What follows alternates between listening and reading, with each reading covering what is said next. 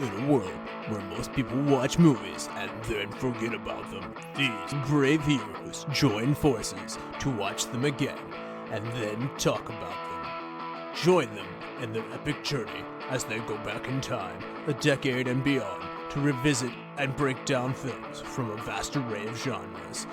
Do these movies hold up over time? Are they classics? Find out on Retro Movie Roundtable. Starring your hosts, Brian Fry, Chad Robinson, Dustin Melbartis, Lizzie Haynes, and Russell Guest. Coming now to headphones in your ears. Welcome to the Retro Movie Roundtable, the show where we watch movies and then talk about them. I'm your host, Russell Guest, and joining me today is my good friend and co-host from right here in the Steel City of Pittsburgh, Pennsylvania with me, Mr. Chad Robinson. How you doing, sir? I just got done playing some board games with some buddies, played Massive Darkness, so it seems a little appropriate to have some gothic flavor tonight. Okay. And I'm even more excited because we have a first-time guest joining us here. Coming to you from Eugene, Oregon, it is Imrie Johnson. How are you doing, Cy? I'm doing great. Thanks for having me today. Right. Before we get going, I wanted to ask you, Cy, are there some efforts of yours that you'd like to share with people? Absolutely. So to start off, I'm the host of Mind of Imrie, and I'm also co-host of Around the Table with the AOTR, which stands for Authors of the Resistance. And then I also do a co-hosted show with author A.L. Knuckles called Histories of Horror, where we talk about true crime, paranormal, and supernatural events and occurrences. Busy with lots of things going on then. Yes. I'm an author, screenwriter, so I tend to look at all of this stuff like just different ways to tell stories, you know. I like it. You're giving us integrity because we just are fans who like movies, so it's nice to have somebody who thinks at it from the writing level join us. So, Hey, History of Horror, good with me. yes. Before we get into this, let's break the ice here. What is a movie that you watched, but you put it down for a long time, and you came back to it, and you just loved it? I'm reintroducing Mary Riley from 1996 to the world. I just actually watched this a few weeks ago for the first time with my eldest daughter, who happens to be in her 20s. It's a 90s Gothic masterpiece that stars John Malkovich as Jekyll and Hyde, and that alone, he's such a great legendary actor. You know, he brings everything to his roles. So I like this version because, like Frankenstein, it was a polarized one upon release, but it captures that internal monster energy perfectly. All right. Nice. Chad, how about you? What's a movie that you could say came back to life for you? You're responsible for this one, Russell. It is The Conjuring. I just saw it in a bad mood. It didn't hit me at all, and this is an amazing movie. It's great. It's average at best, but you wore me down, and I watched it again in a much better mood, and I had a great time. I think it's one of my modern favorites now. I kind of love those stories where we sometimes forget that all the things that happen to us throughout the day kind of really go a long way in terms of impacting how we watch a movie. And it can go either way. Like you can have you're on a great date with somebody and you're having a good time, and a bad movie's suddenly made into a great memory, and therefore it's better for you. And it can go the other way too, where something good can be taken down a couple notches just because you had a bad day. Mm-hmm. So mine is just a matter of, I didn't see this movie since I was a kid. I watched The Iron Giant, and I really enjoyed it, and I somehow just stopped thinking about it for decades. And then I came back to it here for the show, and we uncovered it, and I was like, I love this movie. It's so I liked it more than I realized. So there was stuff there at two levels, and a whole lot to appreciate with that one. Love the animation style too. So what's the last movie you saw, Cy? Five Nights at Freddy's 2. My son really wanted to see it, so it's a Oh fun no. 18th century reanimation to modern day animatronic possession. Is Matthew Lillard back in this one? He is in this movie. Okay. Chad's a Matthew Lillard fan. I am, yeah. Yeah, Quentin Tarantino's wrong. And then, Chad, how about you? What's the last movie you saw? I mean, you have to watch Bride of Frankenstein, right? Like, that was what I did. 75 minutes, easy to cruise through. Yeah. This is on the shorter side. I don't know if you would count this as a full movie. It is a short film, but yesterday I watched The Gruffalo, which is a children's book that they adapted with a lot of good British voice actors and stuff like that. It was really good. They could only stretch it probably to half an hour, so much in line with how we covered The Grinch recently at Christmas time. It's kind of like that. a story that is very, very, very short is stretched out to 28 minutes or something like that. So good times. I really liked it. Wish they had made a compilation of other, like an anthology, because I liked it a lot. So wanted to do more of that. Helena Bonham Carter is in that as well. So, which she's also in something else today. Chad, what movie are we covering today? We are covering 1994's Mary Shelley's Frankenstein. All right, this movie stars the impressive cast, really. Robert De Niro, Kenneth Branagh, Tom Hulce, Helena Bonham Carter, Aidan Quinn, Ian Holm, John Cleese. I mean, weighty cast there. Comes out in 1994. Healthy budget of $45 million, grosses $22 million domestically. It places at 59 on the box office, coming in behind Blue Chips and ahead of Intersection. The number one movie from that year is Forrest Gump. And IMDb gives Mary Shelley's Frankenstein a 6.3. This is perhaps a little surprising. Critics did not connect with this one at 42%, and the audience score is at 49%. So IMDb likes this a little bit more than Rotten Tomatoes. It's an Academy Awards nominee for Best Makeup, BAFTA Award nominee for Best Production Design, 5-time Saturn Award nominee for Best Horror, Best Actor with Kenneth Branagh, Best Actress for Helena Bonham Carter, Supporting Actor Robert De Niro, Best Writing, Fangoria Chainsaw Awards nominee.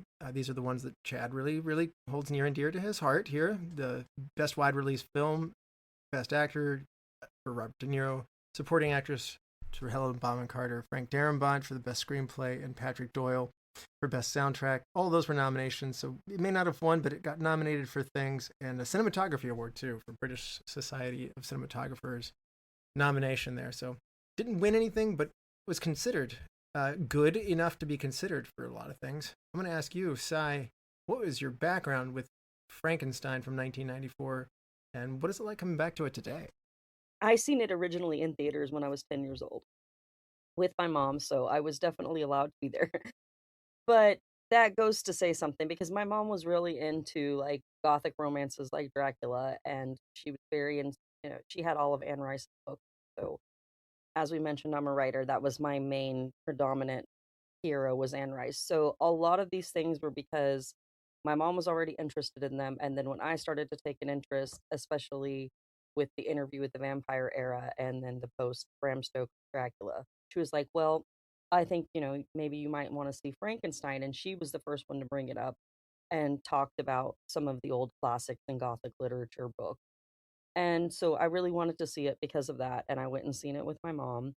And I obviously am one of the people, if I would have been on the awards, nomination table, I would have been like, yes, this is absolutely great. And it stayed with me. It was one of those movies that it really just stayed with me. I think it was because of the combination of the actors and just some of the scenes, especially the amniotic fluid scene, which we can talk about later. But they stayed with me. So then when Guillermo del Toro put out his new movie, I was like, okay, I see some things in Jacob Elordi that just kind of jarred me into remembering about Robert De Niro when he was playing the creature. And I remembered especially that, it was very important in that time because, like I said, I was kind of hyper fixated on it, that Robert kept saying, that he wanted to be different and have the creature speak instead of just being kind of this bumbling. The original Frankenstein is alive, and we know that, but he doesn't actually show any coherence. And so everything's just based on this creature and the actions you see, whereas Robert made it more relatable. What would it be like if this entity had consciousness and feelings? And I thought that that was really interesting, and I really felt that I wanted to revisit it and to watch it again, just because it kind of was jarred by that new Frankenstein. How do you feel like it is changing? 94 is getting farther back in there, and do you feel like you're changing how you're viewing this version over time? I feel like the evolution of the creature since the 90s, we have seen consistently be more humanized. And I think that led up to this new movie, and Jacob Elordi being able to exhibit so many emotional displays. I mean, his acting is phenomenal, and it all comes from, I feel like, that first step when Robert was like, okay, I'm going to walk so that, people like Jacob Elordi can run. And through all the different renditions that we've seen of different Frankensteins, whether that be movies or serials, we've had a lot in the last few years. We've seen that steadily happening, that with reanimation, even with the Victor that I believe Daniel Radcliffe was in, we see more of an understanding of the humanity and the madness at the same time, instead of just this creature that's animated and upset and angry, and showing that we're understanding some of the reasons why. And I feel like the 90s set the precedent for that. Yeah. Chad, how about you? I remember when we selected this movie, you said you hadn't seen this one before. It was a gap in your encyclopedic knowledge of horror movies. No, I have seen a little over 1,500 unique horror movies, and this is not one of them. I've seen a lot of Frankenstein franchise type movies. Honestly, as far as the original Universal monsters and things like that, I prefer The Invisible Man and The Wolfman, although The Wolfman, the latest showing, was not my cup of tea. So this was a glaring hole. It doesn't tend to make the list of here's a horror movie you have to see. This is much more, as I mentioned, in the vein of like gothic horror. It's not scary. People are going to walk away and say that's not horror. I will always have that conversation of please don't gatekeep it. Horror is different things, and it definitely has horror elements. But she nailed it. I did see the 2025 movie, and I feel like the 2025 movie is going to uplift this. And I have to imagine a lot of the backlash is because they're expecting Boris Karloff. They're expecting grunting and groaning and terrorizing the village and maybe tossing a few children in a lake. That's always fun too. And we don't get any of that. This is still Victor's story. The 2025 one is far more the monster's story, but they're both attempting in ways that 1931's didn't, of just trying to stay closer to the original novel and the intent. And I think that's very interesting. I love musical theater. This one felt as close to being a musical for me. It's loud, it's sweaty, there's sweeping scores. So I'm glad it was introduced. Like I don't hate this like the critics want me to, or even our director, and I'm sure we'll talk about that later. Mm-hmm. Yeah, I'm going to be very similar to what you just said, Chad. Hadn't seen it before. I like the 1931 one quite a bit. I love Young Frankenstein quite a bit. I sent a Saturday Night Live sketch to Cy and Chad that I remember loving, where Bill Hader is a Frankenstein in a Twilight type ripoff, and Andy Samberg's like a mummy. So I've enjoyed my more limited Frankenstein content. I like Bride of Frankenstein quite a bit too. So I got to this one and I saw all these really negative reviews. I saw Ford Coppola, Branagh, De Niro. I mean, I saw all these names attached, and I'm sitting there going like, how is this being rated what it is? And I watched it. I really got confused because I don't think this is a bad movie. So I'll tell you right now, I don't get it. I think collectively critics can sometimes get a wave and just say we're going to hate on something. But the thing that confuses me is Bram Stoker's Dracula, which had come out just 2 years prior to this, perhaps, was generally praised at a very high level. And I feel like this is another piece of quilt fabric that's cut from the same cloth. And I'm going to ask you guys, you can tell me if there's no answer for it, there might not be. But what is it that makes somebody say, I like the Dracula one, but I do not like this Frankenstein one? Because they seem so much together to me. So The Dracula one is quieter. I think it's more subtle, and there's nothing it's subtle easier. about Keanu Reeves' performance. That's fair. Well, you know what? His acting is subtle. Sometimes you can't even tell that he's acting. So it's not loud. This is loud. It's sweaty. It's in your face. I don't feel like Bram Stoker's is the same, and it feels closer to what they're used to in the source material. Because Dracula's always got the sex appeal going for it, where Frankenstein is a more nuanced take. Look at the new ones.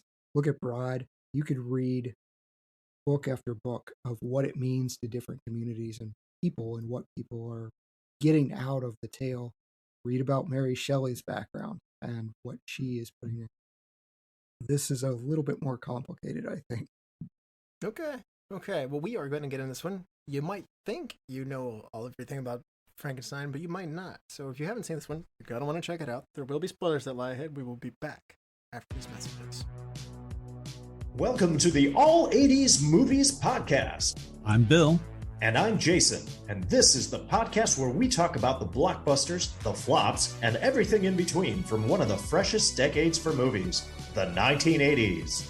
So whether you're a brain, a jock, a valley girl, or a Jedi, we've got some 80s classics for you. Do these movies stand the test of time? Are we discovering something new? Is there an 80s movie we're finally watching for the first time? Join us each week as we dive into the cinematic nostalgia that inspired and influenced a generation. From the hits to the cult classics, we'll discuss our earliest memories, favorite scenes, fun facts, and our not-so-favorite movie moments, too. It's the All 80s Movies Podcast, now available on all major streaming platforms. Please subscribe and happy listening. All right, we are back, and this is your final warning. There are spoilers that lie ahead. Now, Chad, do you want to refresh people's memories for those who haven't seen Mary Shelley's Frankenstein since 1994? Or ever, judging by the box office rankings. Mary Shelley's Frankenstein follows Victor Frankenstein, a brilliant but wildly impulsive young scientist whose energy throughout the film is basically golden retriever on speed. While studying at university, he becomes obsessed with creating life, throwing himself into the project with musical number level intensity, and actually succeeds, only to panic the moment his creation opens its eyes. The creature, abandoned shortly after birth, wanders the world trying to understand language, morality, and why everyone screams when they see him. He secretly observes a family in the countryside, learns to speak, and develops a deep longing for connection. But every attempt to reach out ends in rejection, and his loneliness hardens into anger, especially toward Victor, the father who ran away. When the creature finally confronts Victor, he asks for one simple thing, a companion. Victor agrees, then backs out at the last second, proving once again that his enthusiasm far outpaces his follow-through. The creature retaliates by targeting the people Victor loves, forcing Victor into a desperate chase across Europe and eventually into the Arctic. Victor dies exhausted and regretful, and the creature appears one final time to mourn him. Even through all the conflict, he still wanted the relationship Victor never had the emotional maturity to give. Then the creature disappears into the ice, ending the tragic story that was always one dramatic spotlight away from becoming a full-blown Gothic musical. I kind of wish we'd gotten it. Right off the bat, burning yourself is a very painful way to commit suicide. We have two of them in this movie. I'm sitting there, Immolation, yeah. Yeah, that is, I mean, that takes commitment. It's the sort of thing where you get into and the Ron Burgundy line of "I immediately regret this decision" starts to come out in my mind. No, let's get into this though. Sai, I think it's impossible to have a conversation about this movie without having the preconceived notions of the 1931 Frankenstein. And I went in and I was just blown away at how different this was pretty quickly. What is your take on the 1931? How do you feel about it? Just for some background as we start to look at these two things and how wildly different they really are. Well, I mean, Universal movies, I think anybody who loves horror, we have a little bit of, you can't not love them. Everybody has their one that they love the most, and everybody has their one that they're kind of like, meh. And I think Chad kind of talked about that a little earlier.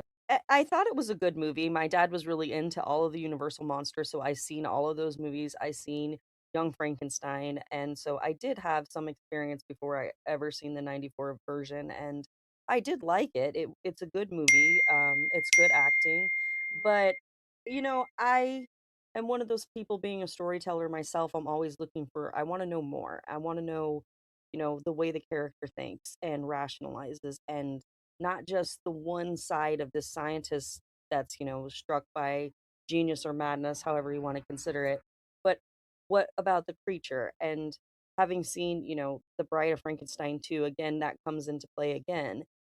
But yeah, it was a great movie, but it left me with a lot of questions, and I think that led me to, wanting to learn more about Frankenstein. Mm-hmm. Yeah.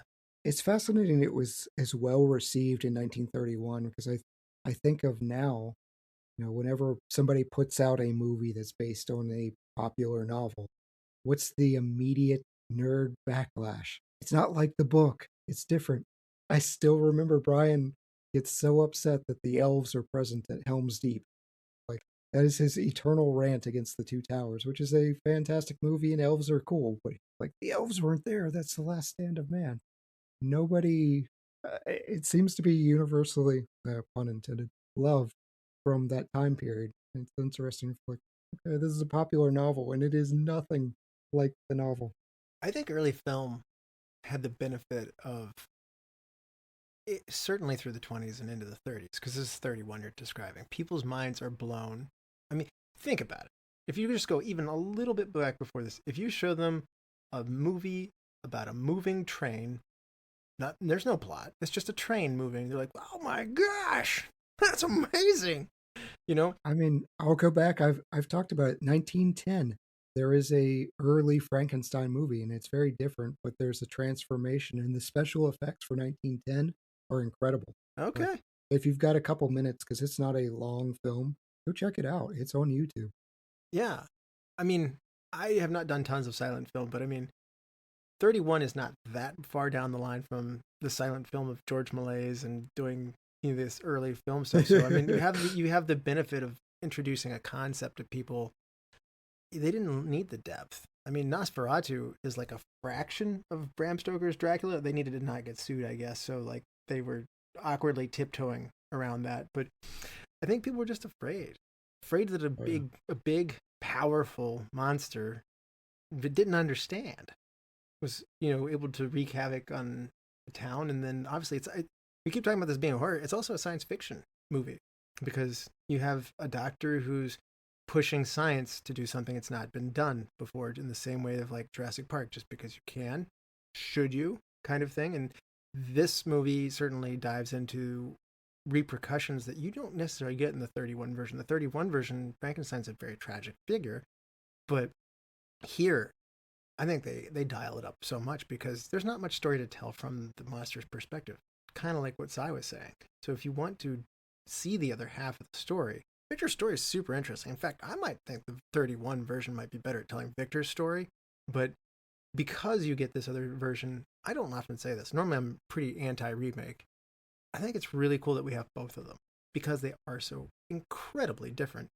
And I thought there was room on people's DVD shelves for both of them. And I'm still confused why people felt otherwise.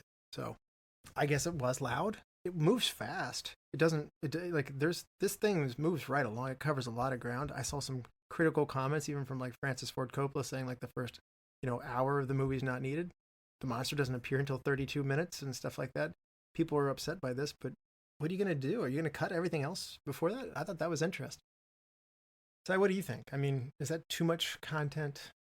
I feel like this movie, I love this movie personally. So when people ask me, why do you think that someone didn't like it? It's hard for me to say. It is loud, like Chad said, but I feel that also kind of, and I mean, maybe this goes to show that kind of influence even the way that I was thinking then, because I was reading like Anne Rice and Queen of the Damned. And if we go back to things like Queen of the Damned, that movie is exactly that. It's a metal concert, gothic spectacle of delight for anybody who's, interested in gothic lifestyle, vampires, and rock music. So to me, and even like kind of The Knight's Tale, they kind of did that too. And then it was like celebrated and accepted, and it was like the soundtrack's amazing. But I think that maybe it was a little too early for the 90s, and people were just like not expecting that level of spectacle in a movie that was from something considered classic literature that, kind of borderlined between science fiction and horror. I think that perhaps by, comparison to Bram Stoker's, this movie, it's vibrant and it's fast moving, but it's also got such great sequences and the scenes and the way they put it together that it really is just kind of a feast for the senses, if you will. And if you're someone that's overwhelming for, or perhaps the audiences at that time felt it was overwhelming, that can possibly be a turnoff. Mm-hmm.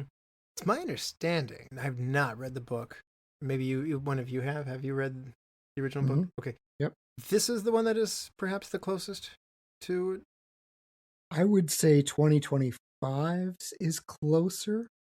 This has there's one big thing that I'll bring up later that just didn't happen in the book, and I think if people are familiar with the source material, like that was a bridge too far. It logically makes sense. I'll just get into it. Elizabeth is not reanimated in the book. She dies on the wedding night, just as he says, and that's such a cool line of like, if you will not be with me, I'll be with you on yours. Like Robert De Niro delivers that. Logically, you can make the connection of, okay, Victor's insane enough that he's going to try and resurrect his dead wife. Why he assembles different body parts instead of just like transposing the head, I don't necessarily follow. I think that's the bridge too far, and 2025 does not do that. He just experiences the loss, but it's far more focused, like I said, on the monster. You get a lot more time in the cabin with the family and the heartbreak that he experiences. So it's different. But Sai, it looked like you think this one might be a little closer to the novel. It's been a while since I've read it. Well, I do think that Guillermo did a great job of very much honoring what I feel was Mary's original version.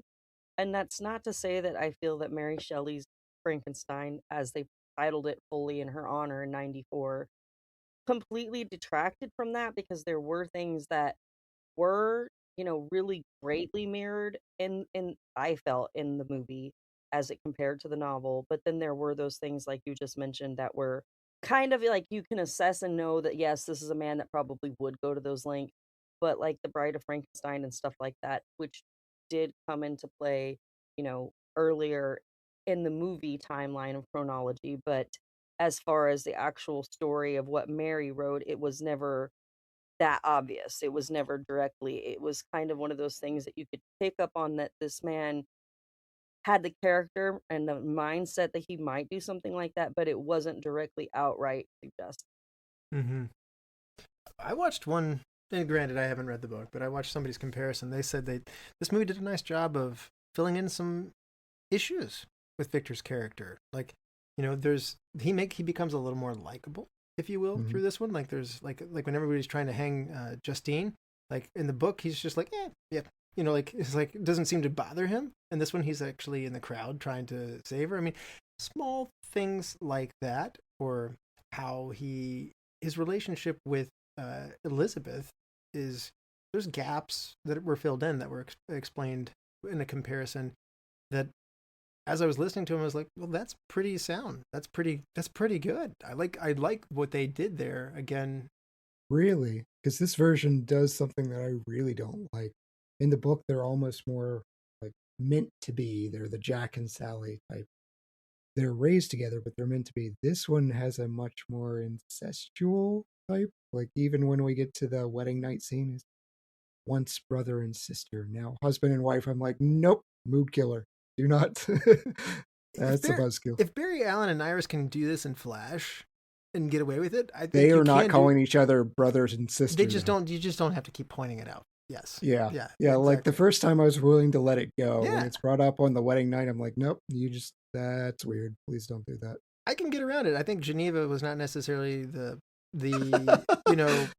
True. This is not the cinder. Like, again, there's not how many people coming into contact with you in your life back then, and this person is not actually blood related. So I mean, I feel like you just insulted all of Austria. No, I read that at this point in time, it is not as settled at this point. Am I wrong in saying that historically? To marry your sister? No. I mean, like, okay, are you going? This manor is secluded. There's nothing else around it. It appears like in the movie, like this is like on an estate that kind of have turned their backs on the world to some degree, as wealthy people would have done in these situations and stuff like that. So, if he's in his books all the time, what is his social network? Is what I'm getting at. So, I honestly could see how it would happen. And again, it seems weird. It's like the Greg Brady, Marsh, like kind of like tension that, people like to speculate is there. But I mean, I was able to look around it, but they did not have to keep bringing it back up to like, I was already kind of looking past that. And you have to like what does a brother say to her sister? I'm like, they don't do that stuff. So interesting choices by director, lead actor Kenneth Branagh when it came to that. That is not real heavy in the book then? It's not a thing. That's not a thing. Okay. They're together. Like, Yeah. I don't remember. Sai, were they in the same mansion? I know they were at least close friends, but I got more of the impression of like meant to be. I think they were raised around each other from a young age and they grew up like very close, but I don't feel like it resonates that they lived in the same household. Like I know that they were very much frequently in each other's home. Mm-hmm. You know, the mother, I think, died of scarlet fever versus died giving childbirth. I mean, there's things like that. I mean, the idea I like that change. Yeah, I like that change a lot. I do too. Giving life, you lose your life. Making, again, I like that change. So there's a number of these changes that I just thought were okay for the most part. And I thought this was interesting. Frank Darabont, who we have covered him a long time ago. I think it was your first episode that you came on and did with us, Chad, was The Mist. And Darabont wrote The Mist. And he also did The Shawshank Redemption. And here he comes in writing the screenplay for this one. Sai, you're a screenplay writer. Why don't you walk us through some of what we're seeing here in terms of the screenplay and coming forward with how this got made? It depends on the scene that we're talking about particularly, but I feel like from the introduction that the way that it's written, especially with the outdoor scenes, it's to kind of bring you into that isolation so that the audience is immediately brought to kind of the moors of Geneva, if you will, and getting to see how Victor grew up, his father's influence on him, which is obviously a very key and important part of his character development. And so you're beginning when we start and we're first brought into this movie, that's where we're introduced. And our immersion begins from, this wide open, isolating yet beautiful space where this little boy is kind of full of imagination and ideas, but his father's kind of strict and elitist and wants to stay to certain patterns of ideology and have his son, kind of fulfill a certain visualized role as his heir. And I think that they do a really good job of bringing you in that way and from the exterior so you get to see the whole entire world and then drawing that into his kind of internal character dilemmas as your starting point. And that's the reason why this movie I think is so great on telling Victor's side and explaining so much about him. But then again, it would have been better if we got more time with the monster, but I feel like the screenplay writing was done in a way to try to really emphasize all of those emotional cues for both of them, both Victor and the creature. Mm-hmm. I want Darabont and Branagh in a room because I just want to hear that conversation. Because Darabont has said, "This is the best thing I've ever written, and it's the worst thing I've ever seen." And he's clearly writing this tragedy in a way, and Branagh interprets it as, okay, this is Hamlet. We're going to do a very Shakespearean style, and you can write whatever you want, but it's in the hands of the director and whoever performs it. That's how it ultimately ended up, and it's a directional choice. It's one that I enjoyed. I thought it was fun. Like, this is definitely one I would throw on as a popcorn flick and sit back and just kind of enjoy the swelling music. It's great, the lighting, the costumes, all of it. But from Darabont's point of view, I want to see how he envisioned it because The Mist is bleak. Like, that ending, Stephen King is just like, I wish I'd thought of that. That's better than what I did. I have to imagine Darabont did the same thing here. He gets rolling around in the misery, and Victor's a tortured soul. He's less trying to play God. There's less discussion here. There's a little bit of losing your soul. I think that's something we missed a little bit, but I wonder if Darabont was focusing more on the God complex that Victor has. Just, we're put on this earth to conquer everything that's set in front of us. John Cleese serves as that introduction with a very cool hand prop. I really enjoyed. This is such a different role for John Cleese too. I saw his name and I'm like, I love John Cleese. I don't know that I'm casting him here. And he's wonderful. He is a surprisingly good fit for what he does. Going back to the screenplay, Steph Laddie was the original scriptwriter and sold this to Francis Ford Coppola. Ford Coppola was going to be the one to direct this. Again, so much overlap here with Bram Stoker's Dracula from '92. And instead, he made a choice to have Branagh do the film. Branagh said that Francis Ford Coppola said that De Niro needs to be the monster, and Branagh was going to direct it. He later regretted his decision to bring Branagh on board, apparently. So buyer's remorse, perhaps, when it comes to that. Laddie, the original screenplay writer, said that the film was a shocking disappointment, that the monster born of Branagh's runaway ego was a poignant, thought-provoking tragedy that turned into a heavy metal monster movie, and the casting of Robert De Niro was beyond inexplicable. I'm going to ask you, what do you think of our monster here, Sai? I mean, this is a different... We've already talked about how different it is, but we have a heavyweight actor here, De Niro. What do you think about his portrayal and his look of the monster? I mean, I love Robert De Niro. I think that he is an excellent actor, and I feel that it's very unusual for him too. If you look at his, filmography, playing a monster, and I mean, in some ways, yes, maybe he played different types of monsters in other arenas, but an outright supposed to be monster that was created, like Frankenstein was. I think he did a great job, and I loved that he had this idea that let's humanize it and give it speech. And really, he did a great job in the way he carried himself. And I think that those nominations for best supporting actor that he got, or even best actor in some cases, were not unfounded, because he did a great job of taking this, kind of cultural icon in Frankenstein from the 30s and really bringing it out into a full-fledged acted, piece, where there were sequences where you were getting to see him trying to make those connections, and you were getting to see the anger as it was rising because he was experiencing emotions that no one would be there to help him understand. And in some ways, I think that that was also something that Victor experienced because of his relationship with his father. So that was notable to me. And I think that Robert De Niro did a great job of really pulling upon those emotional cues in his performance. Mm-hmm.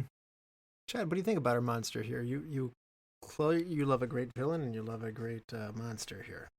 This was a point of concern going into the movie. I think Robert De Niro is an excellent actor, but if you had given me 100 chances to cast Frankenstein's monster, Robert De Niro wouldn't have made the 100th list. And so everything Sai said is correct. Like, he does a great job portraying the subtlety. The speech pattern is very unique. This is not typical Robert De Niro speech patterns. He has this slow, stutter, thoughtful speech that is very befitting of somebody that has just learned these things. He's slowly acquiring language and reading through The Blind Man and through watching the family and through observing other people. And the slow shift of, it's not even malice really from Victor. It's, hey, this is what I want from you and we can move on. And then the rage comes in because he can't. Victor has the means and he won't provide for him. His father is rejecting him. But yeah, Robert De Niro is the least of the issues with this movie. Commendable job, definitely deserving of nominations and praise for it. Yeah, he studied stroke victims in what you were saying with his speech patterns and unique choices there. I mean, Karloff doesn't give him much to go off of. I mean, Karloff does a classic monster, but Frankenstein is the very one note fire. Ah, and otherwise, like these are the things you've got to do, and so you're handed a script that says this monster speaks. All right, what does that sound like? I think you're underselling the Karloff version. I'm not trying to undersell it. I'm just saying there's not much to base speech off of, because his portrayal of the monster is just, he says friend at one point, but I don't think he says very much bride, he says something like, "She hates me, so I'll destroy everything." It's his longest line is maybe a sentence or two. Mm-hmm. That's fair. Branagh and Darabont insisted that they bring certain elements in the novel that had just not been in that first script. You know, the birth scenes and the amniotic fluid stuff, and surrounded by images of death. All of these things we were mentioning, that some changes that are there to make psychological sense of this, and staging both Frankenstein films, it wasn't campy, this seriousness or this gothic aesthetic that you were talking about, that you're drawn to, Ty. Yeah, that's true. That's true. I feel like the acting does provoke a little bit of camp, though, right? Like, they're loud. That is true, especially like the ballroom scene with Helena Bonham Carter. Yeah. And we haven't really talked about her, but yeah, there are some scenes where she's very lively, and it kind of is like she's like the burst of life in a lot of those kind of dramatic or melodramatic moments, and she can kind of bring a little bit of camp life to it. Yeah, they're making it fun. The dancing Yeah. with the reanimated Elizabeth around that's definitely a campy scene. The set design that they're in is bright, but you can kind of tell it's gonna. Have you ever like watched something and just like there's something that's about to go wrong? Mm. Would it be the lighting? Like the colors are bright, and if shot differently, it would seem like a happy day. But the happy times are not as happy. Like through the lighting and the filter and the colors coming through, and sure enough, when they kick in, things do get darker. The wardrobe does change and gets darker with it. And I don't know, campy to me, by 1994, campy can be such a different thing. I'm imagining like Godzilla suits and stuff like that, with like guys in monster suits like crashing into Power Ranger type mountains and stuff like that. There was a lot of money spent here, and it looked good. So, I mean, Kenneth Branagh goes big, and he makes a choice to go big a lot, but I don't think he's necessarily campy. These are just acting choices. The dude's a madman, and if anything, maybe he undersold the obsession that was actually probably pretty good in the 31 version. He clearly is shutting himself away, and we see a great deal of sacrifice given towards this drive that he's going on, and he gives it up amazingly quickly. I thought the scenes with the monster was like, that's it. He's just like, oh no, I screwed up, I quit. What have I done? I was like, there's a dramatic change. I wanted to see them look at each other, and like his scientific brain that he's pursued this for years. He takes one look at him. He goes like, "Oops, I messed up." Like I wanted to see them looking at each other, studying each other. Like, I mean, the thing that's kind of frustrating is, would Frankenstein be such a menace if his father hadn't been so non-present and so terrible and properly taken care of him? He doesn't have a fatherly sense. Like, he created him, but then he didn't do anything for him.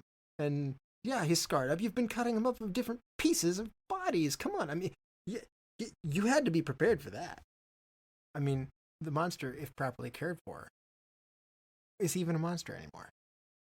I mean, I think that is one of the biggest moralistic things that are talked about here. Is it's not just, the God factor and creating life from, dead body parts, but actually what it means when you want to create something so bad and you're like over, and you actually get to bring it into fruition, and then you're not prepared for what it means to actually take care of what you wanted to create so badly. And parents do this all the time. A lot of people, I want to have a child, and then they have a child, and they're really not prepared at all. And I mean, in a lot of ways, no one can 100%, especially with something like that. And, defense of Victor, how can you entirely prepare for doing something that's going to shock and stun the entire world, especially the religious and spiritual foundations, right? So you're looking at medicine and science, and then you're looking at that very huge chunk of lack of accountability for what you've created, and ensuring that it is properly raised and taken care of so that it can function. Because just because you want something doesn't necessarily mean that, once you have brought it into being, that you're just able to just absolve yourself of all responsibility and, oh, there it goes, and it's of no consequence to me. That is where a lot of that initial problem starts with the creature, and it really does stem from the fact that Victor himself was kind of, neglected and abandoned as a child, so he doesn't think of anything but what he feels might make him stand out in grandeur. He doesn't consider everything that it will take to keep that and sustain it. Yeah, you've asked the nature versus nurture, and some of the thought process is this is assembled from criminals. Like the body parts are taken from people that are hanged for various crimes and dug up, which is its own crime. Like, don't dig up bodies. And so he is grave robbing at night. But okay, this amalgamation of criminals, does that make an evil entity? Maybe, maybe not. They ask the question, there's the religious question. If you assembled a body of 5 or 6 different people, whose soul is it? Does it have a soul? So there's a lot of interesting questions. I don't think the monster is ever going to have the capability to be a productive member of society. It has wants and needs, but it also lashes out like a child. But the problem is it's a child with extreme strength and power and everything else. So it's a destructive toddler. I might be running down the of mice and men track, but I could see him living with the farm family and helping them be an awesome dude on the farm. Like is it if it was just the blind guy, sure. Yeah. Well, I mean, obviously the rest of the family couldn't get around how he looked, but do you think he would have been violent had they not come up being kicking him and thinking he had hurt their dad and stuff? I mean, it's one of those things where you're like, how many degrees away from him making it? He's so much more intelligent in this movie. The 31 Frankenstein has no hope of making it. There's no hope of containing, there's no hope of containing him. There's, like you said, here, I mean, he went out of his way. They thought he was the spirits of the forest, and he actually helped them with collecting their food out of the frozen ground because he had abilities that they didn't have. He wanted to give back to them. He wanted to care. He had love that he wanted to give. That is a very, very different dynamic changing for this movie from the prior versions. Why I thought it was so compelling. I mean, he kills the family in the book. Does that make you feel better? No, I don't like that at all. When they turn on him, he kills them all. Actually, I don't like that. I don't like that at all. No, I don't. I've just undone your entire thought process. So that's the fear for me. We see through different media and representations. One wrong step with him. He does have capacity to show some gesture of love. But when something goes wrong or he is mistreated, this is somebody with base toddler level urges and grown man strength. Superpower strength. Yeah. I mean, he's throwing dudes through the air. Yeah. Mm-hmm. I'm going to ask a couple of these fun alternate casting questions of would you rather have it this way. So some other names that are considered for this are Kate Winslet auditioned for the role of Elizabeth. Helena Bonham Carter was selected for the role, obviously, but Branagh was so impressed by Winslet, he came back to her again for Ophelia and Hamlet. So would you want a Kate Winslet Elizabeth side? As much as I love Kate Winslet, especially those roles were great in Titanic. No, I love Helena Bonham Carter in this role. I'm a Helena Bonham Carter fan, so. She is great. This is her type of movie, too. This is her. She belongs here. What about Sean Connery playing Professor Waldman, who is John Cleese in this movie? Do you want Sir Sean Connery here? No. Yeah. No, that is terrible. I don't know that it's terrible. I could see it happening. But actually, my point is Cleese, like you said, was a miscast at first on paper. In execution, I was like, oh no, Cleese is, he can stay, is what I would say there. Okay, so we just did Sean Connery, so this is from the Highlander, so this is a Highlander reunion here. So Christopher Lambert as Henry Clerval. Tom Hulce comes in from Amadeus here, but... and straight off of Mortal Kombat into this. I always think of Animal House when I see him. I can't. He's done some other these roles, but even his Mozart thing was really over the top with that laugh. I'll never forget that. Oh, I meant Mozart Christopher Lambert. He's Raiden. laugh. Oh no. Oh yeah. Okay, you're right. Yeah, so Raiden can be in this too then. But so Christopher Lambert, or do we like Tom Hulce here? Side. That's a hard one for me because I really do like Christopher Lambert and I feel like he has a lot of range. I could see him doing that. Yeah. I love Highlander. I love Mortal Kombat. I'm not sure I want him here.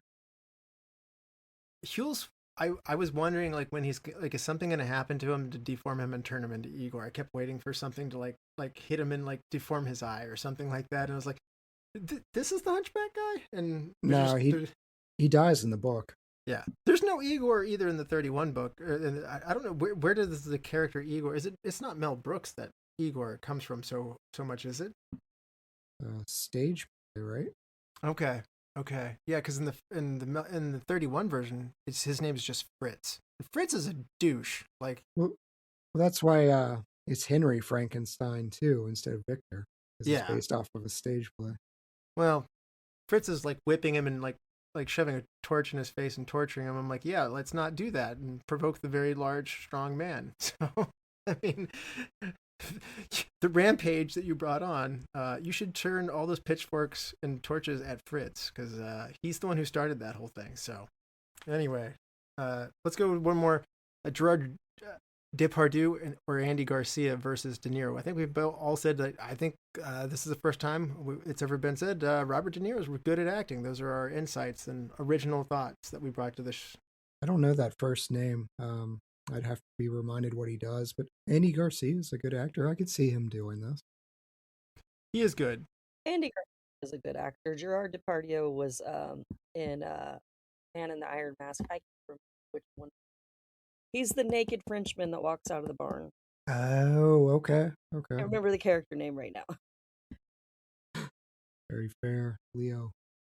I was envisioning somebody physically large for this, like De Niro's not like a small dude, but like I just thought you'd have to get somebody giant and big. But they worked their way around it with how they shot it and how they filmed it and the makeup on this. I thought it was interesting. Kenneth Branagh banned the term monster from the set. The sharply featured man, I guess the book doesn't actually call him that. It's so ingrained into us from the 31 version, it's hard not to call him that. So I'm fine as long as they don't call him Frankenstein. Sear, Abbott, and Costello meet Frankenstein, the big complaint. They never did. They met the monster. Now, Sai, what do you think about the look and feel of this movie? Like where they're choosing to shoot this at their Geneva, Switzerland, and Germany settings, and their Arctic settings too.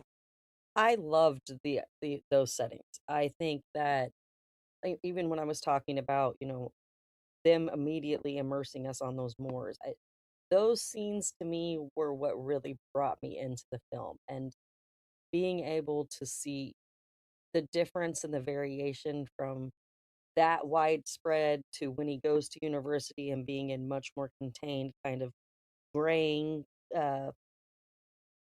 I guess, scenarios and settings, you might say. Yeah, I feel like it was beautifully done. I really loved the costumes, though I will say that I know that some of the costumes weren't entirely fashion or era truthful, but a lot of them were, if you think about the fact, and you shared a link with me about this that I did read. Since they were living so far away and in the country and they weren't necessarily in town all the time, things that were brand new in fashion, in university and what people were wearing there did vary a little bit from what people in the countryside were wearing because, something that they bought brand new 2 or 3 years ago, they might still be using, whereas it might not be in fashion in the city anymore. And I really loved that they did that because it showed the humanity and the relativity behind Elizabeth and those changes, and even her costuming from the way it starts to when she actually goes and visits Victor and, wearing bright and red as it is portrayed through what he's going through. And again, referencing back what I said, him moving to university and becoming more kind of a dark gray kind of area. And she comes in wearing bold red. And again, like I said before, she's kind of that constant element of life, true vitality and vivaciousness and joy and, kind of that just honest, youthful energy. She is the source of that consistently in the film. And they do a great job of using wardrobe and, their sets along with the way the actors engage to show you that. I loved it. Yeah, it reminded me a lot of the old Hammer films. So Peter Cushing and Christopher Lee. Like when you watch those movies, it's more about the atmosphere and the costumes and the things going on. Then the actual films themselves aren't necessarily that interesting to me. They're not a big hit. I don't care for the Hammerverse as much. But if you just want to sit back and have like moody, atmospheric Gothic movies, check those out. I was entranced by all of this. I love the set design. I love the costuming. That'll come up later in our superlatives, like Sai's mentioning the red. It really pops against the backdrops that they create. I read your article. I don't care. I mean, there are certain times, like, I'll go to bat for Troy day in and day out. I'll go to bat for 300. Like, none of those are period accurate, but we'll use 300 as an example. You want to see men with like shredded ab. They went through all that. If they're wearing period accurate armor, they're covered head to toe. That's no fun. Like, let's have some fun. Well, I mean, James Atkinson is the guy who did this. He won 2 Oscars for leading into this. Dangerous Liaisons being one that people would know a lot, but also The Last Emperor. And I don't think that it's wildly different thing. I think there's some differences. Like you got dresses closing in the front instead of in the back, that might have been there. So like they look a little more formal and fun and entertaining. Hair is probably the biggest one. There's just less headgear, fewer hats and fewer caps, and the hair is toned down. And I think hair is one of those things where when you see it, it can separate you from connecting to them a little bit. So I think they probably made some choices to just simplify it. I mean, Branagh goes without a shirt for more time than what this period would have called for, but he looks great doing it. So yeah, I mean, he's the director; he can do that. So if he wants to, so I was amazed at how much this was shot on a set, by the way, versus on location. I mean, I could tell the inside of the mansion was curated. That was a very interesting piece. That spiral staircase that goes up and has like no railing on it. It is really wide and deep, and they got these like angles of camera on that. It just seems threatening. So like even before something goes wrong, it's not a shock when he comes running down and he's like, "There's been a miscarriage," and like it's just like it was designed for that terrible moment. The way that it was all set up was, I liked it though. Like I said, that like we're talking about the atmosphere leading to where it was. That totally puts you in the mood. It is a mansion. It is a seemingly nice place, and it has not fallen into disrepair. So this isn't like one of those like Crimson Peak like mansions where the whole thing's falling apart and like it's haunted and scary. It's actually a downright nice place to be, and you'd probably want to live there. So I think the set design did a nice job of taking that. I really liked the Germany town, like the medieval town that they were walking through the streets of, like the crappy medieval times, like the part where everybody else had to live in. It was nice to see that contrast and that difference there. You wouldn't want to live there, especially during a cholera epidemic that's running rampant. And the one that I thought was really interesting was, what a terrible place to go to school. Like I kept like where they're like their lecture hall was like in a grain silo. Like they had like how many balconies of circular, like looking straight down on their professor's head. I'm sitting there going like, I get it. They probably do like autopsies and you're supposed to see, but you're really high up. The whole thing was just like really weird. I'm just like, you tried really hard with this. I don't know if that's period accurate or not, but I thought that was one of the weirdest classrooms ever. I'll always just kind of have that in the back of my head out of this, where sure enough John Cleese teaches there. So it seems like it could fit in like a Harry Potter. That seems like something that they would. I could go for a Harry Potter there, yes, because I could see them having floating candles or something like that coming up so that everybody can see them, or that I'm seeing more with the Harry Potter there. So, what did we think about? We talked about the monster's makeup.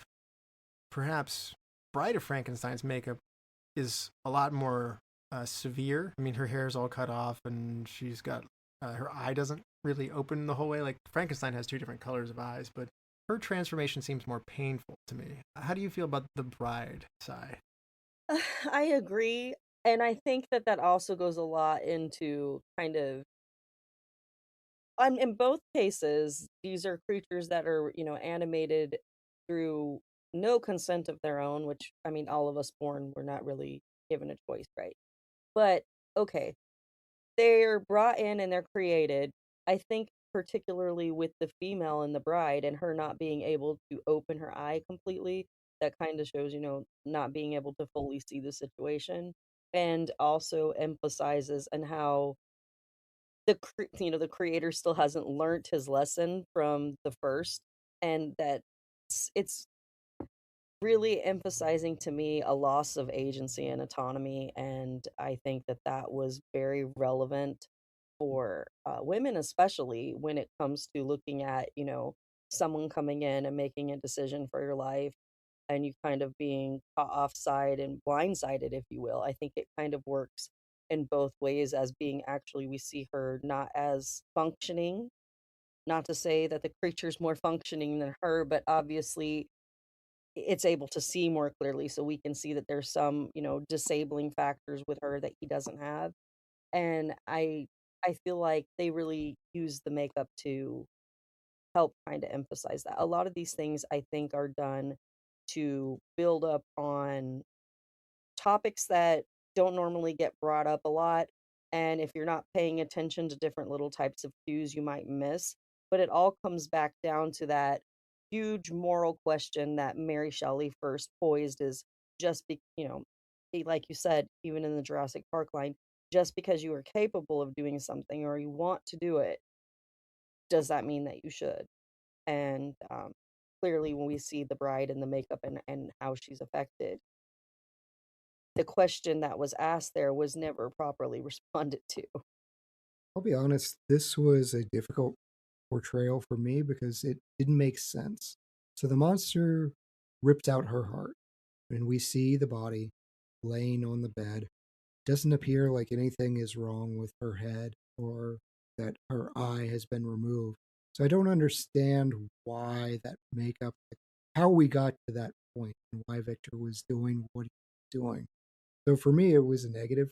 Like, it's cool makeup, but I need to see something on screen or even an allusion to it as to why we wound up where we are.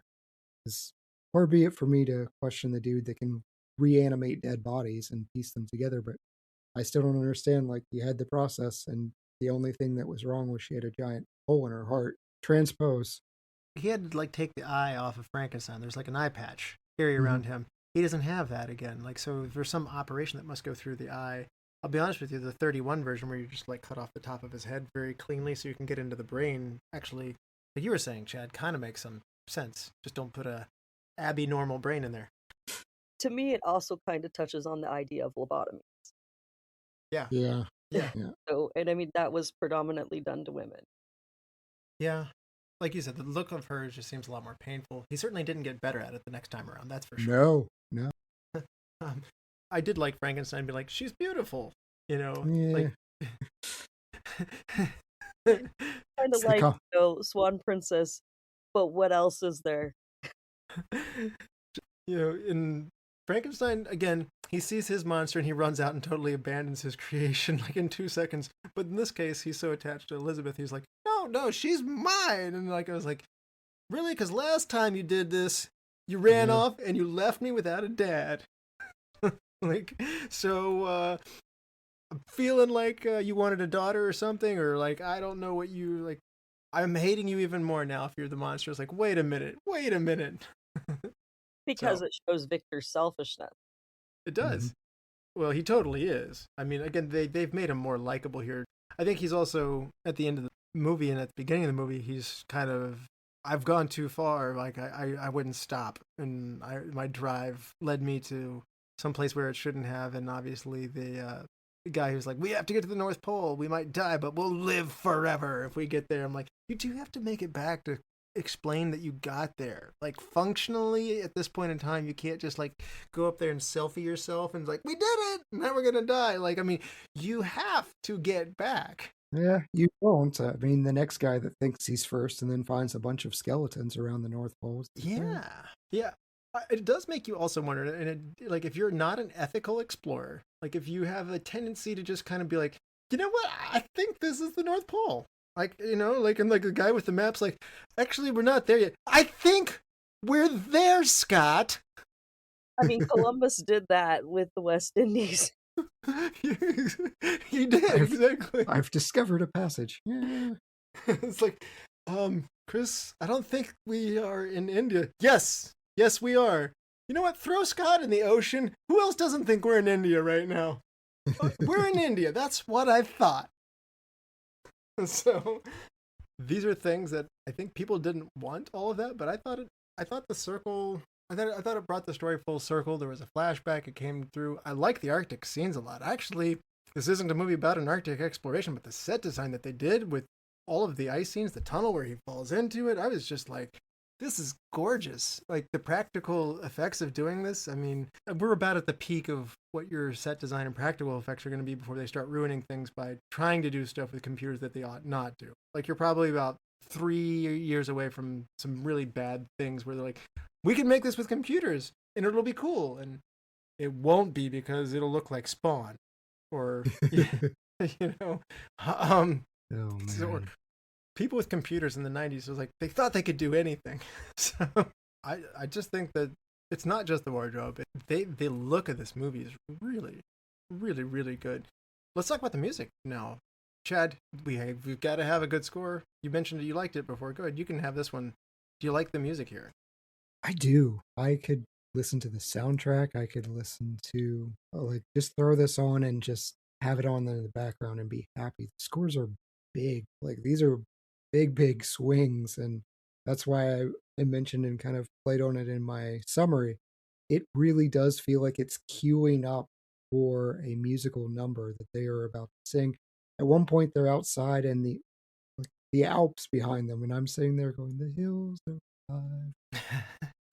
Like, but it's wonderful. Like, it doesn't detract from anything for me. I think it's just adding to this brash, loud, grandiose feature that they were swinging for. That's the dissonance in the critics, but I couldn't praise it. I'm gonna have my wife and my child lay in the field during some wild lightning experiment where it's like this is where you go get some students, some interns to do this, not your young son and your wife, your TAs, yeah. Yes. And yourself for that matter. You're just like, hey, some guys from the villager, here's a couple of pence. Why don't you go out here and hold this like metal pole up in the middle of the field? So, yeah. Anyway, what do you think about the music here, Sai? I think this is an Oscar-nominated score by Lalo Schifrin, and I think that it is what truly drives the operatic feel that I remember from the theater. Again, as a screenwriter, I look at how a score is going to elevate a scene, and here I feel like the music carries the emotional weight of the tragedy, and when the dialogue is drowned out by the maxless direction, I feel like it kind of brings you back into, the scene. Yeah. Why don't we hand out some awards, you guys? Love to. All right. MVP of Frankenstein from 1994. Sai. Robert De Niro. He is good at acting. We've established that. All right, Chad, how about you? Who's your MVP here? I went with Kate Hawley, who did the costume design for this movie.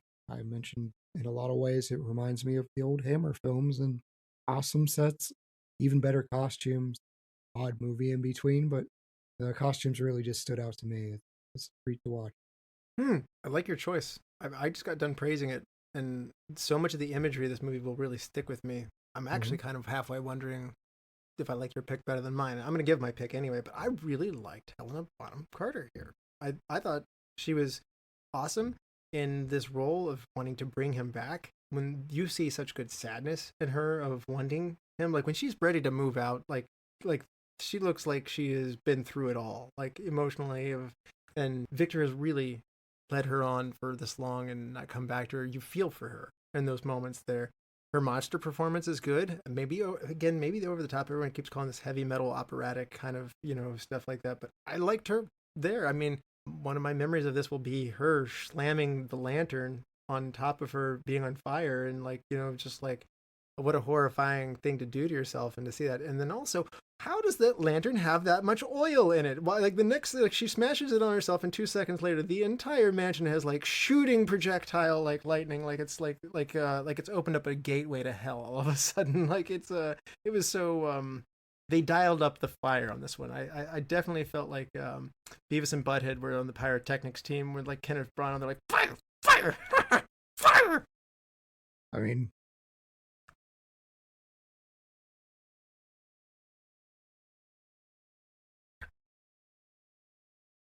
there was no Frankenstein being afraid of fire either. Again, there's a lot of separations of the old stuff, but I'm just like, isn't he going to be afraid of fire? Like when is that coming? So, yeah, just everything was different. Best supporting actor. Let's go with you, Sai. It's for me. It was John Cleese. I really, really liked him in this unsuspecting kind of mentorship role, if you will. I like the pick there. So, as I've mentioned before, they were cautious to cast him because they thought he was be too funny.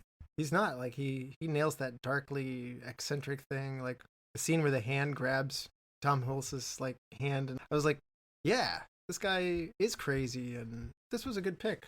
I'm surprised Cleese wanted it. I'm surprised he got through, but when it all came into how it executed, yeah, I like the pick there. Chad, how about you? Who's your best supporting? I went with Tom Hulce as Henry Clerval. I really wanted more of him. He's featured a bit more in the novel, and his energy he just brings kind of a fun lightheartedness as they're traveling through that lousy part of town when he's talking about, I'm going to be a doctor, but I have to deal with sick people, but they have money. Just the scumbag nature. I loved it. Sadly, that might still be around today. Yeah. I liked him a lot too. I didn't expect to like him because I also see Tom Hulce and I see funny. And I just can't not see Animal House, like young version of him, and I have a hard time separating with that. But I mean, you're right. It was right for this role of, I like the whole, I'm going to be a doctor and I didn't want to be. And he was another one of those moments of a very good friend to Victor that I thought Victor's doesn't have this in the 1931. It makes the whole thing a lot more interesting. You see what he's turning his back on. He has good friends. He has good family. He has all this stuff. And as his mother reminded him, there's a wonderful world out there, and it's important to come out of your laboratory sometimes. And unfortunately, when he loses his mother, he does the opposite. He drives harder into his studies and trying to make sure that nobody should ever die ever again. And that didn't work out well when Anakin Skywalker felt that way either, by the way. No. So, all right. Hidden gem, Sai. This one might surprise you, but it's Kenneth Branagh as Victor. And while his direction is often criticized for being too loud, I think his actual performance captures Victor's manic brilliance perfectly. I like it. I enjoyed it. Chad, how about you? Who is your hidden gem? I had a tough time. I went with John Cleese. I'm not sure it counts, but the fact that he pulled it off in a role that even the directors apparently had to change some of his features to make them more sharp and less funny. He does a great job with it. All right. I'm going to go with John Cleese as well. Just to be different, I'm also going to call out Ian Holm. I wanted him to have more lines. Maybe it's just the Bilbo effect or something, but maybe I wanted more of him. Again, another anchor. Like when he dies, his mom's death, we feel it. I didn't feel like I think we got robbed a little bit of, like, things were happening fast there. Oh man, I was getting Lord of the Rings flashbacks when he's giving an awkward speech and making the crowd surrounding his home feel just unwelcome and unwanted. And he has this dramatic pause, like, there and back again, a monster's tale. Yeah, I liked him in this one. If you had to recast somebody and put somebody else in their place, Sai, who's it going to be? I really like this cast. I really like this movie, so I don't have any suggestions there.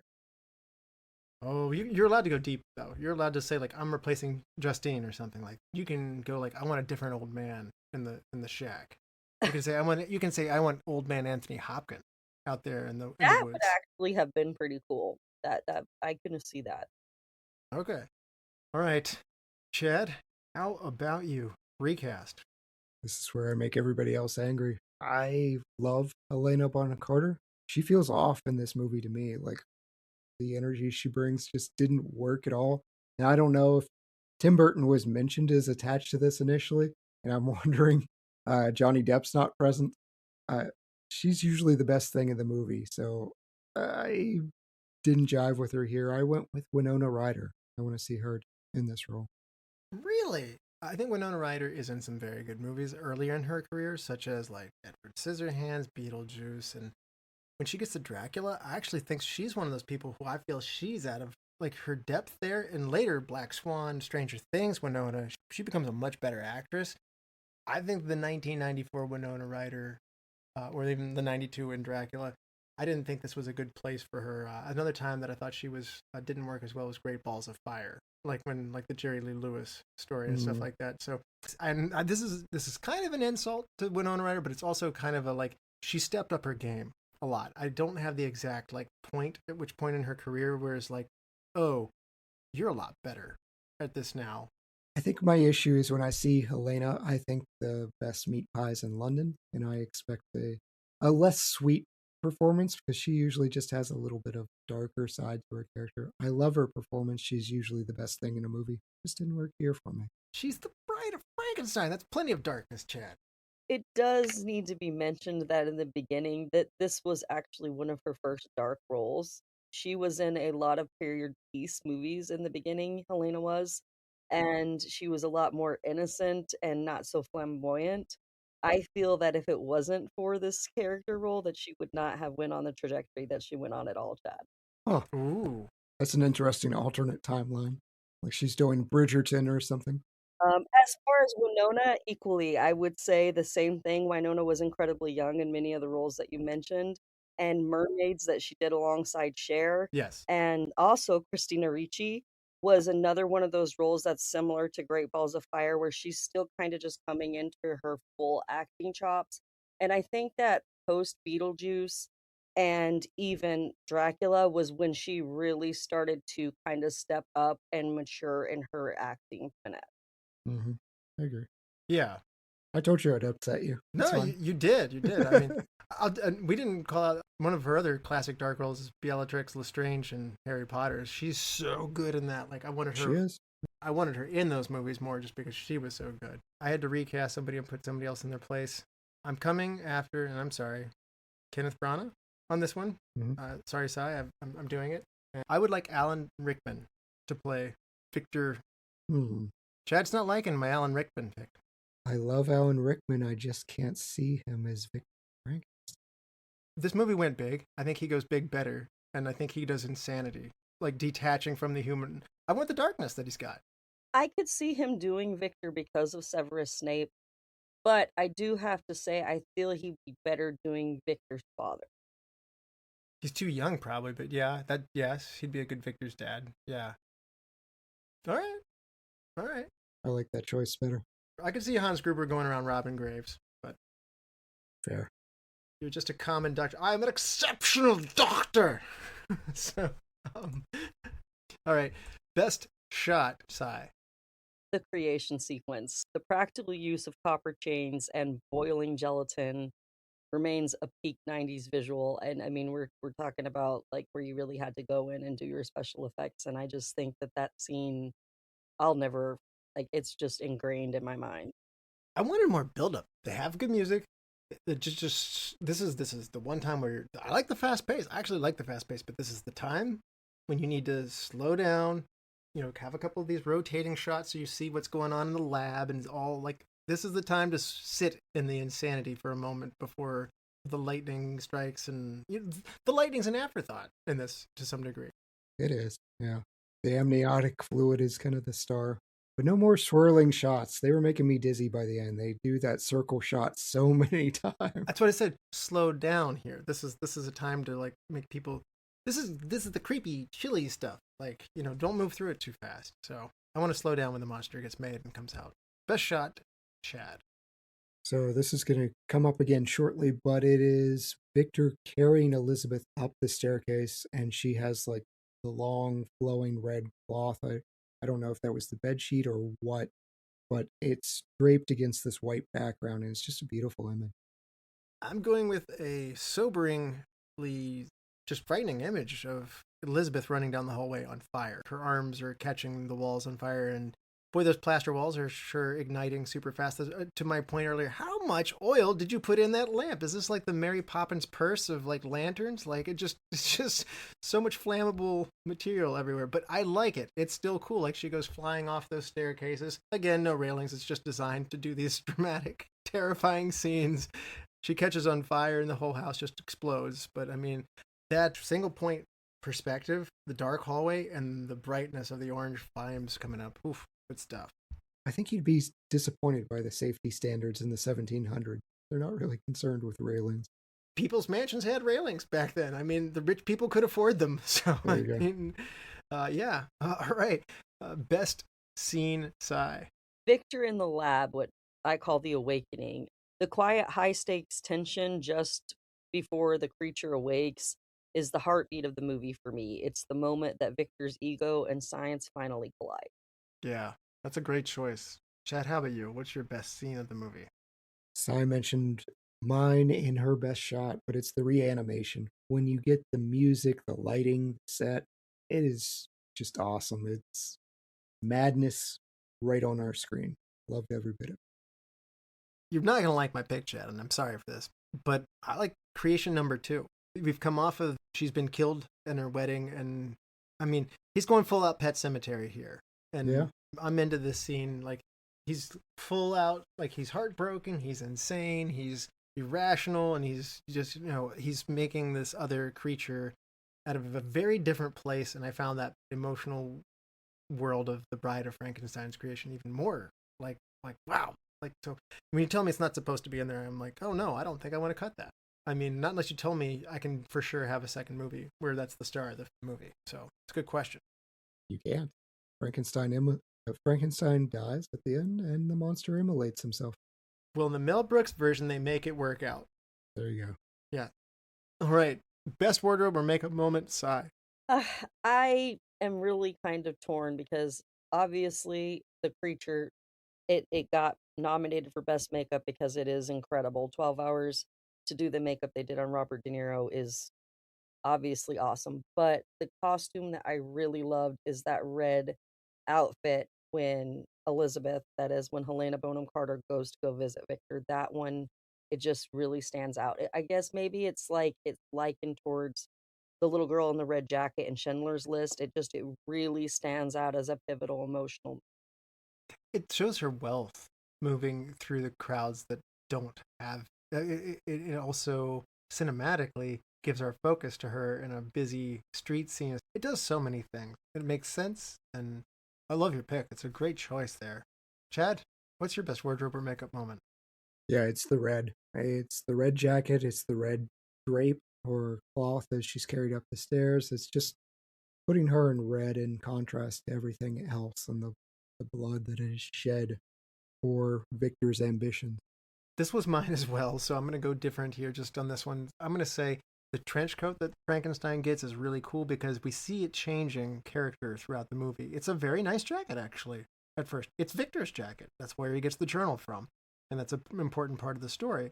As he wears it and jumps on a dead cart to, like, be wheeled out of town and, like, rolls around in the mud and runs in the woods and is beaten savagely and all these terrible things happen to him. He has a very bad, no good day, series of unfortunate events, if you will. Then we see that coat transforming well, and that was a nice bit of detail and continuity that I thought the wardrobe department brought to that piece there. Change one thing. I think a lot of people might change some things here, but Sai, I know you love this movie. We're going to make you do it. We're going to find something to change. Oh, I can absolutely find something. I would keep Branagh as Victor. I would let him have that role, but I would have set an entirely different director, most likely Coppola. And the reason why is I feel like he could handle the pacing to preserve the subtlety of Darabon's script better. And this is also because of the success of Bram Stoker's Dracula, which is another of my favorite films, circa the same time. He was doing the same type of visual gothic cinematic splendor, and I just feel that if he would have been able to direct this and Branagh could have just been acting Victor, it would have probably settled a lot of the critics. It probably would have. Also, I also think there's certain people that are, like, somewhat immune from critic ire, like, and I think if Coppola makes it, especially coming off as much as he was praised for Dracula, you're almost guaranteed to get good reviews. And like De Niro, like they're not going to say anything bad about Robert De Niro unless he's like Dirty Grandpa, in which case they'll say mean things about him then. But I mean, like at this point in time, Somebody didn't see Megalopolis. well, that's what I'm. Okay, so at this point in time, you're not. Do you want to be the critics like Francis Ford Coppola and Robert De Niro were bad? Like, I mean, like that's probably not likely to happen. So I mean, you're right, and it probably gets more people in the theater too. I don't know. It's a good question. The critics had strong opinions on this one, as they seem to do sometimes. Chad, you seem like you have something to change. What would you like to change in this movie? Cy has the best answer, but I'm going to go with the one that bothers me the most, and it's stop calling each other brother and sister. I do not want to see that. That's icky. Too icky for Chad in a movie full of a vat full of amniotic fluid. I love that. That was great. um, they added the scene too of the woman like giving a very unpleasant birth scene, like in a bucket, and and they quickly like turned and like give it to me. So, yes, that was blunt. All right, I might change one thing. I mentioned this a little bit earlier, but it's what I have written down here. Frankenstein and his creation are separated too soon. They don't have any good initial interaction.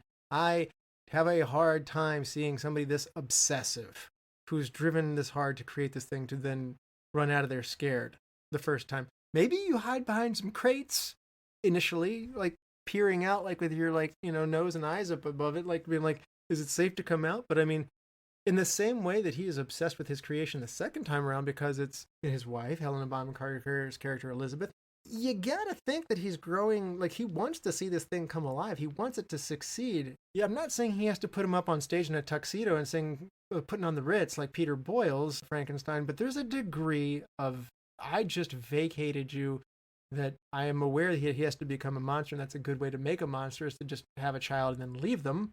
That's a great way to have that happen. It doesn't add up to me. The character's too obsessive to have done that, to me. Also, the quick way that he goes, oh, he's probably dead. The color had got him. That was it. Like, you didn't find a body. What made you think? You didn't find a really large body. There was no news story on the scroll. Like, up in the, like, it's like, very large, 8-foot-tall man found dead. Best quote, sigh. Did you ever consider the consequences of your act? That says a lot right there. Yeah. Chad, how about you? What's your best quote? Yeah, mine's along the same lines. There's nothing left to lose. Nothing but your soul. These are good ones, too. You said mine earlier. I love it when the creature has this very foreboding warning. You can tell I like the Bride of Frankenstein story part of this. He goes, if you deny me my wedding night, I will be with you on yours. I'm like, ooh, that's chilling. And, I felt like the whole, again, Frankenstein, like being like, that's not important. I'm going to go ahead and get married and pretend that didn't happen. It's like, yeah, he's already killed Willie at this point. Like, oh, he's killed. Yeah, he'd killed his dad at this point too, right? Mm-hmm. Yeah, it's fairly obvious. Like, he's not just blustering; he kind of means it. Yeah, and he tells some people like, "There's a large man after me." This is a gross understatement. There's a force of nature. That one inept guard, he's like, "Don't worry, we'll post guard." It seems grossly inadequate. Like, he didn't leave town enough. Like, they're like, the boats are here. We're just going to stay the night. I'm like, no, man, you got to keep moving. We're going to hoof it. So, all right. I hear the Arctic is beautiful at this time of the year, Elizabeth. All right. We have come full circle. And on a 5-star scale with half-star intervals, Cy, what are you giving Mary Shelley's Frankenstein from 1994? I'm going to go with 4.5. Only because I would give it a 5, if not for the fact that there are, like Chad said, some questionable dialogue choices, and that's not to say, like, Crimson Pink is another movie that they have incest, but it's not talked about so often. You get the idea, the gist is there. I think that kind of does detract a little bit. Yeah. All right. Chad, how about you? What are you rating this movie out of 5 stars? So I totally can understand why this movie gets dragged through the mud, but I had a great time. I rarely struggle between, okay, there's a classic and then there's this. I think I would honestly rather watch this than the classic. I enjoy it more, but I have the classics rated higher for influence. So I think I have to come in at 3. I have the classics at 3.5. This is just not my favorite Universal monster, but I really enjoyed the movie. I think on a good day that isn't recorded on a podcast, you know what? My rating for this is a little more enjoyable than classics. Just don't tell anyone. I do prefer the original over this one just because it's so imprinted on me. Like for like there's a simplicity because they cut out like 3/4 of the story and characters that I can deal with and that I've come to know and like. And it does. I love Young Frankenstein. So like the love letter that Mel Brooks has on it like elevates the original content just by appreciating it. And Mel is a fan of it, and through his love of it, my love of it has grown as well too. You can add that to whatever you want to, but for me, I'm going to go 4 stars here. I'm going to land between you guys. This movie greatly exceeded my expectations, especially after I saw the reviews. So I kind of went in going like, this is going to be a bit of a mess. But I think the critics might have some points in terms of it goes big, but I think it's consistently big. It moves along at a fast pace. It covers a lot of ground. It doesn't lurch through the mud on things. And there's some times where I would want to slow down, but I wouldn't cut a ton of things. And I think a lot of the changes that they made to the original book, from what I have read and what we have discussed here, I actually admire a lot of those changes. So I'm going to give him a lot of credit for that. So I'm going to say 4 stars. Yeah, that's doing pretty well for what was ranked as the bottom 3 movies of the year. I think that was the critic thing. It was like the worst 3 movies of the year. Yeah, 42% on Rotten Tomatoes critics. So I mean, I didn't dive into what every critic said on this particular one, but I'd like to know. All of those critics were having the same day I had when I saw The Conjuring. Like, they all did. Watch it again. I can't imagine a world where you come away like unhappy from this movie. Yeah. All right, Chad, you want to help me pick a movie for next time? I sure do. So Michael Douglas has done a lot of movies. So far, we have only covered Fatal Attraction from 1987, but next week we're going to fix that with a short list of 3 Michael Douglas movies. I've not seen any of these, so we're in for a treat. Russell, option number 1, Wall Street from 1998. Gordon Gekko. An impatient young stockbroker is willing to do anything to get to the top, including trading on illegal inside information taken through a ruthless, greedy corporate raider who takes the youth under his wing. For option 2, Coma from 1978. A young and ambitious female doctor's best friend falls into an unexplained coma after a routine medical procedure. Noticing an unusually high number of similar comas occurring in her hospital, she's determined to uncover the cause. For option 3, The Ghost in the Darkness from 1996. A bridge engineer and an experienced old hunter begin a hunt for 2 lions after they start attacking local construction work. What will it be, Russ? I'm interested in this The Ghost in the Darkness movie. Let's find out about this. It's because you're coming off of a gothic. You just hear Ghost in Darkness, even though this seems to have nothing. Like, I don't think they're actual ghosts. I think metaphor. Yeah, we'll find out. These are all new for me too. So yeah, before we head out though, I would like to ask you one more time, Sai, where can people find out more about your efforts that you mentioned earlier in the show? Well, first of all, I want to say thanks for having me today. And if you've enjoyed my screenwriter's take on today's film, you can find more of my work in books available on Amazon, 13 tomes, or many other bookstores. It's just about everywhere you can find something of mine, I'm sure. I also host and produce a few podcasts where I dive into deeper storytelling, history, and horror. The first one is The Mind is Imrie, which is my solo variety show where I talk with entrepreneurs, artists, musicians, authors, and writers about their craft alongside inspirational and motivational topics.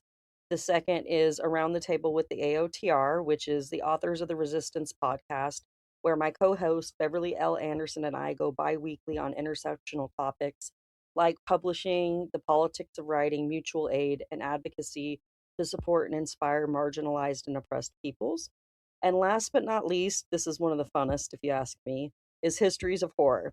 This is where my co-host A.L. Knuckles and I host bi-weekly shows that center on true crime, paranormal, and supernatural experiences. And of course, anything that intersects history, storytelling, folkloric horror, you name it. You can find all of those on Spotify, Apple Podcasts, or wherever you listen to podcasts. And you can follow me on social media to keep up with my latest scripts and book releases. I'm easily found Instagram at author_Marie or TikTok at cy.mariejohnson. Wow. You are a busy woman, Sai, so you will have to hit rewind on your iPhone there to go back and catch all of that. But there's a lot of stuff there. You're busy. So thank you for coming. spending time with us. Yeah, this has been awesome. Been a lot of fun. Great conversation. So, thank you, Sai. And thank you all the lords, ladies, and knights of the Retro Movie Roundtable. We invite you to reach out to us. We want to hear from you. So subscribe, rate, and review us on Apple Podcasts, Spotify, wherever you get your podcasts. Subscribe to our YouTube channel and give us a like on Facebook. Follow us on Instagram and Twitter at @movie_retro. Email us at retromovieroundtable@yahoo.com. Producing and providing this podcast is fun, but not free, so we invite you to support our show at our Patreon page at www.patreon.com/retromovieroundtable. All contributions are much appreciated and will go towards making the show better for you, the listeners. As always, thank you for listening. Be good to each other and watch more movies. Chad? An audience needs something stronger than a pretty little love story. So why shouldn't I write of monsters?